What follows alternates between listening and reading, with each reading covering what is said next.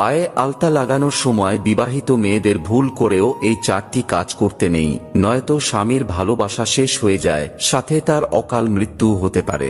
জানার আগে আপনিও যদি বিশ্বাস করেন বিপদে পড়লে রক্ষা করবেন ভগবান শ্রীরাম, তাহলে ভিডিওটিতে একটি লাইক ও কমেন্টে জয় শ্রীরাম অবশ্যই লিখে যাবেন। নাম্বার 1, বিবাহিত মেয়েদের দক্ষিণ দিকে মুখ করে আলতা কখনো লাগাতে নেই, কারণ এমনটা করলে সংসারে সবসময় ঝগড়া অশান্তি লেগেই থাকে।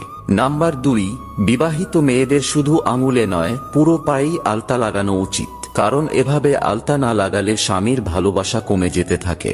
নাম্বার 3, সূর্য ডোবার সময় ভুল করেও পায়ে আলতা লাগাতে নেই, কারণ এটা করলে স্বামীর জীবন ঝুঁকিতে পড়ে যায়, যার ফলে মেয়েরা তাড়াতাড়ি বিধবা হয়ে যায়। নাম্বার 4, কোনো বিবাহিত মেয়ে যদি পায়ে আলতা দেওয়ার আগে তার বয়স্ক পিতা মাতাকে আলতা পরিয়ে না দেয়, তাহলে জীবনে তার খারাপ সময় চলে আসে।